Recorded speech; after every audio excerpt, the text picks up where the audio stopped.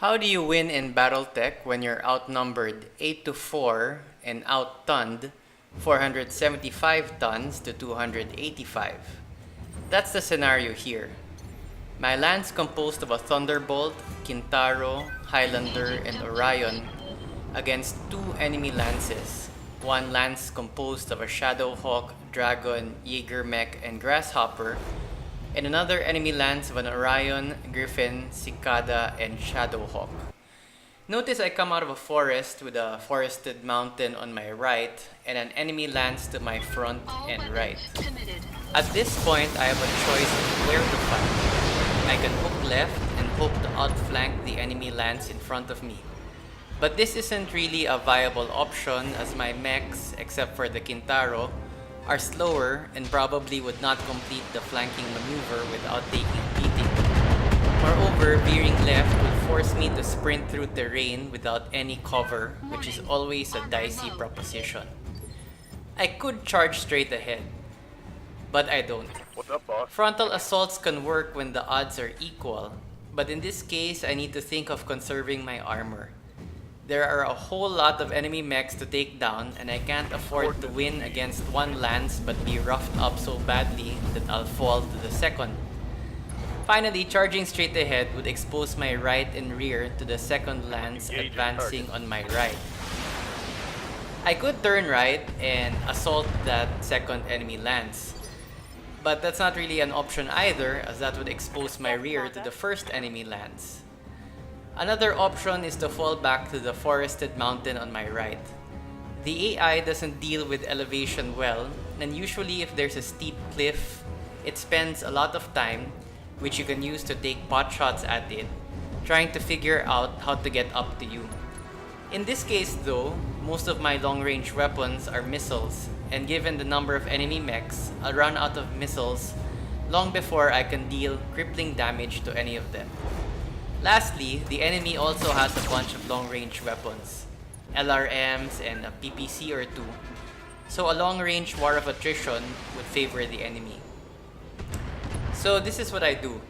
Sit tight, use the forest as cover, and wait for the enemy to come to me. You can count on the AI in most situations to close confidently with you, and I take advantage of that by setting up my mechs in cover and waiting. But even in a wait and cover situation, you need to keep your mechs moving to generate evasion points. I move, not sprint, my mechs around in the forest so that they generate evasion. Remain under cover and are still properly facing forward. I've started to focus my fire on the enemy dragon, opening up with my Orion mech, which has a bunch of LRM-20s, two LRM-20s. I do have my Highlander on top of the forested mountain as a sort of damage soak. It can take a lot of damage, so putting it up there makes it an inviting target. And you really want to conserve armor. But now that I've started to engage the dragon, I want to jump back down, still in cover, still in the forest, so that I can hit the dragon with all of my weapons on the Highlander. You notice that the dragon is already 3.5 bars full in terms of stability, so just a little bit more and that guy's gonna go down. So we hit him with the LRMs and the Gauss rifle. Major damage. Basically his entire left side is wiped out and he goes down. So that's just what happens after a succession of two hits from heavy mechs, both with a lot of missile or ballistic weapons. So now I want to take advantage of the mech being knocked down because you get 3 cold shots, and that's what I'm going to do with my Kintaro, which also has a bunch of SRMs and lasers. That's it for the dragon. I particularly like the SRMs. They're quite good at dealing damage quickly at short range, and I really favor these laser/missile boats, mechs with a lot of SRMs and a lot of med or large lasers. I don't even need to use the Thunderbolt on the dragon because the dragon's down, so I'm still keeping within the center. I'm still keeping holding the center, this forested area, which provides me some cover. I don't want it to stray too far from there at this point. That's why I'm putting the Thunderbolt there and choose my next target. The Jaeger mech, you know, is properly... It's nicely... It has a good set of weapons within the autocannons, but its armor is really light. So you want to take it out before it starts opening up on you. So the enemies exchanging fire with me, it's basically the enemy lances are mostly targeting the Kintaro. That's a good choice. The Kintaro has the lowest armor complement for the mechs that I have. I notice, you know, I'm trying to distance the Kintaro from some of the enemies, but I still use it to inflict damage on the Jaeger, which we've been Jaeger mech, which we've been attacking or focusing our fire on. Again, you can see the devastating impact of the SRMs. There's a PPC, I bet from that Cicada, which retreated a couple of rounds ago. Fortunately, that one misses. But they're really focusing fire on the poor Kintaro. They sensor lock it. This lance on my right is really a big threat to me. It's effectively pinning me down, and again, I don't want to stray too far from this forested area. If I charge against this other lance, that exposes my rear and my flank to that enemy lance on the right. It's a good thing that this center has sufficient cover for me for my 4 mechs. I'm gonna jump my Orion to take the place of the Highlander on top of the mountain with the forest. Again, for the same reason as the Highlander, I want the Orion to soak up some of the damage being inflicted on the Kintaro. And the Orion has a decent set of armor, so it should be able to soak up a few good hits. Again, still focused fire on the Jaeger mech, taking out its left torso and left arm. Knocked down again. The kinetic impact of those LRMs, it's really hard for any pilot to deal with that. So down goes the Jaeger mech, and we can expect to get free cold shots again soon once they stop targeting my poor Kintaro. Oh, and I just lost my ultra rare SRM-6 to top it all off. But you know, the Kintaro, for its size and its weapons and its speed, is actually quite a good mech, and I like using it a lot. I don't even move it here. I just let it open up on the downed Jaeger mech. Now it's the Highlander's turn. You know, maybe I should have moved that Kintaro. Although it still had a bunch of evasion points, so... And honestly, I just wanted to take out that Jaeger mech. Hopefully, this shot from... Yeah, well, it only has 4 armor left on its center torso, so I don't even need to... I just use my 3 medium pulse lasers, and just 1 shot is enough. So it's important to do the math, to check the numbers on the armor and the internal structure, so that you're not wasting your ammo, you're not wasting your heat on shooting up targets that that will go down with less number of weapons being fired. You'll notice my Kintaro is really beat up. Its center torso is already orange, and it only has 78 armor left. So really, a few lucky hits there, or even just 1 hit with an AC 20 or something will take that mech out.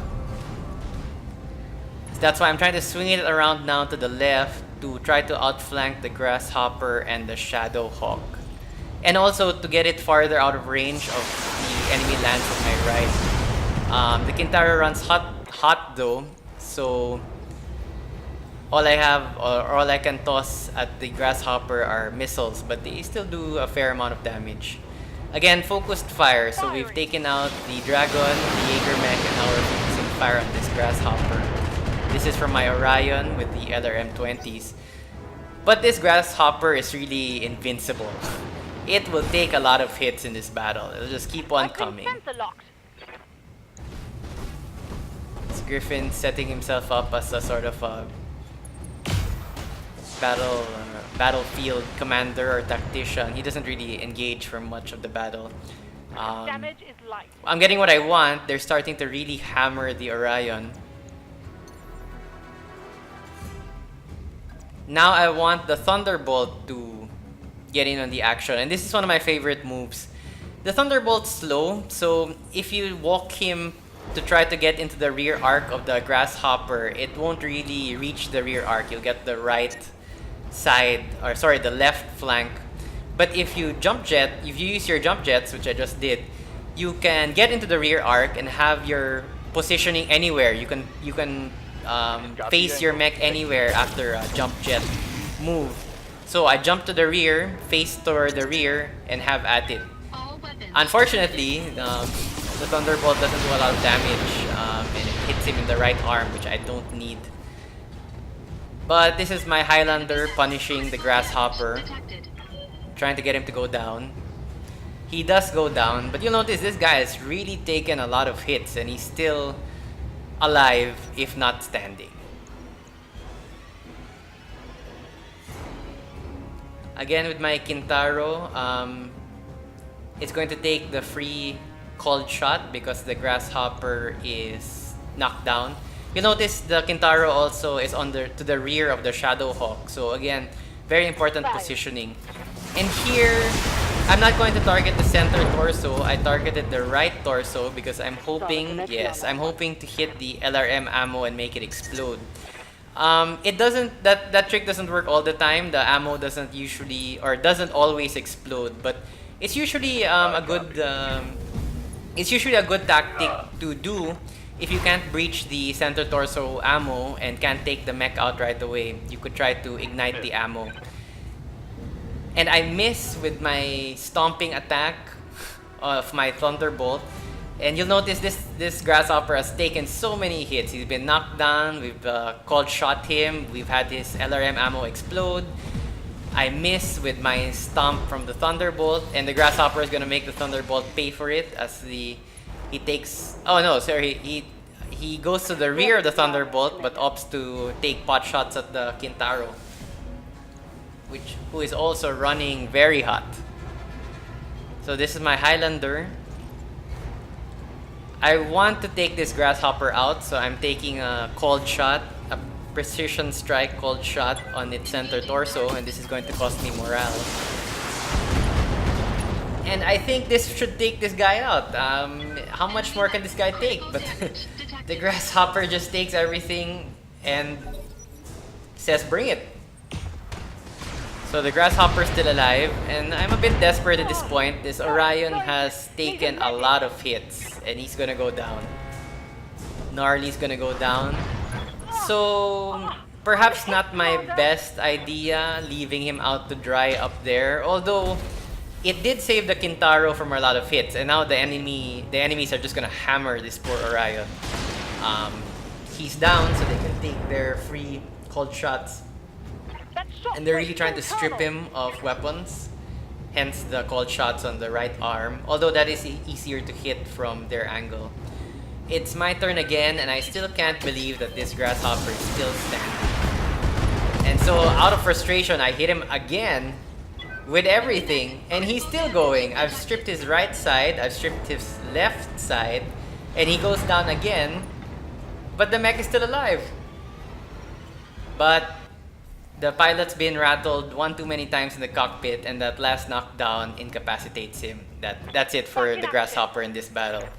I finally get my turn to get my Orion back up, and I'm really desperate at this point.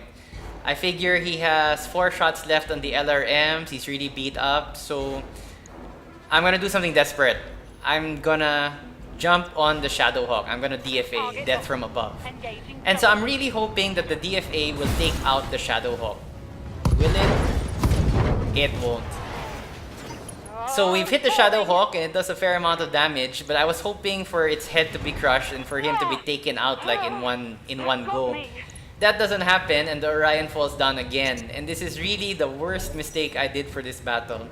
I could have saved that Orion, just used him as a harasser on top of the mountain, let him absorb more shots.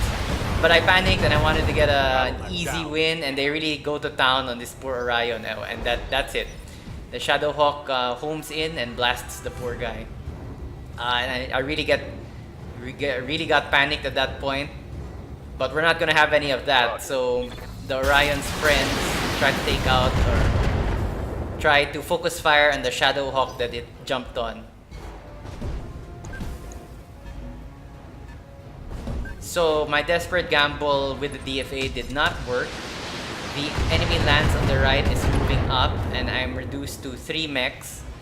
One of whom, the Kintaro, has its armor in tatters. Okay, Highlander again on that Shadow Hawk which we jumped on. At least this is a guaranteed knockdown. We also get its AC5. Critical damage detected. So Shadow Hawk goes down. But the numbers here are not in my favor at this point. It's I think 3 against 6. Because we've only taken out the dragon. 3 against 5. We've taken out the dragon, the grasshopper, and the Jaeger mech. The Kintaro again taking its free called shots since the Shadow Hawk is knocked down. And I don't know where to shoot, honestly. It still has a strong center torso armor, but I have nowhere else to go. And I'm lucky that my attack on the center torso causes the SRM ammo to explode, taking out the mech. I copy. And I have to protect my Kintaro. I needed to deal damage, so I tell the Thunderbolt to engage the Orion face to face. And the Thunderbolt's running really hot, but you know, I want this Orion to focus on me. So I open up with my lasers. There's this other Shadow Hawk. This is from the first enemy lands, and again hitting my Kintaro, this time from the right side. From the right flank. And that Shadow Hawk actually was a worry because basically it can have a rear shot on 2 of my mechs, the Highlander and the Kintaro. So I maneuver my Kintaro to go to the rear of this Shadow Hawk. The Kintaro has a high threshold for heat, but I've been running it hot because I keep firing its weapons. But desperate times, so I call for a precise shot on its rear armor and I let her rip. And this is what happens when you run too hot. The damage, I took internal damage to my Kintaro because I overheated it, and basically the mech just melted. So I'm down another mech, so I only have 2 mechs left. But the rear armor of the Shadow Hawk has been stripped off, and I waste the thing with my Highlander from behind. So it's the Highlander and the Thunderbolt versus the Orion, the Cicada, and the Griffin. And the Orion took my shots, took it personally, and engages with his autocannon. And my Thunderbolt takes it personally and whacks the guy.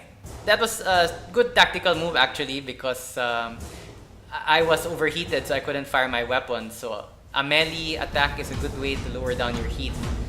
Now it's my turn again. You notice because of how initiative works, the Thunderbolt basically started the next turn, so I can go. It was at the last turn and the first of this turn. So I walk behind the Orion and whack him again. And again, I'm fortunate here. My attack causes the autocannon ammo to explode. Luck, but at the same time, good positioning in that I targeted his rear. So I'm really gonna open up now on this Orion. I blast him with my Highlander.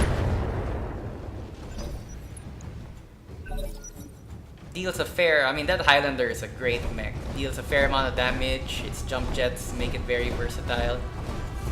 And the Cicada wants to get in on the action, so it maneuvers to the rear of the Thunderbolt and tries to do its trick, the Thunderbolt's trick, by blasting from the rear.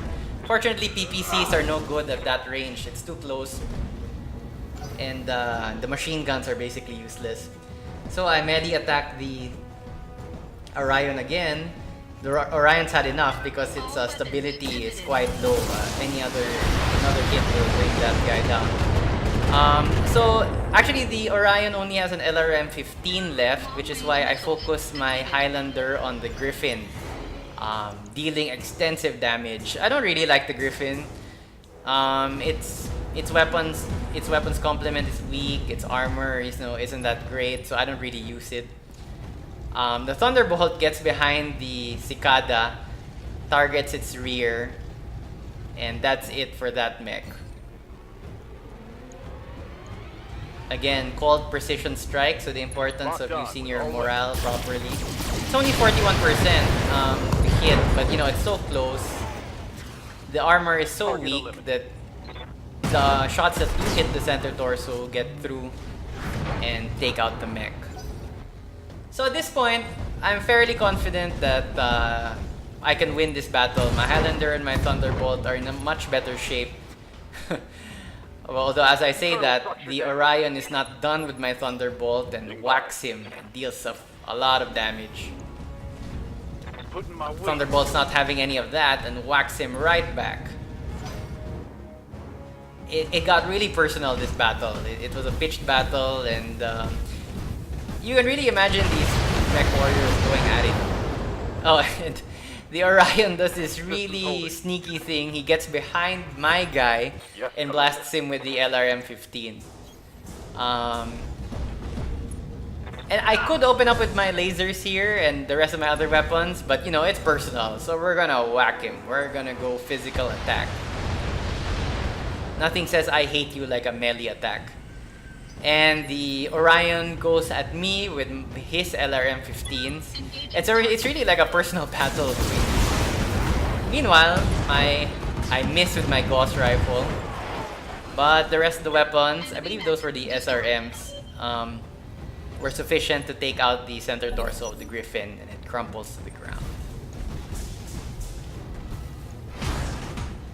So this Orion doesn't know what to do, but he's still at it, man. He's like, I'm not going down without a fight. And he melee attacks my Thunderbolt. And I could have let the Thunderbolt have the coup de grace, but at the same time, it's just like, let's get this over with. I mean, it's gone on long enough. So the Highlander will deliver the final blow. So to survive a battle where you're outnumbered 2-1 and the enemy is almost double your weight, you need to keep your head about you, not rush off to engage, and roll with the punches. And when things become personal, lay down the law with the fist of a heavy mech. Good hunting, mech warrior.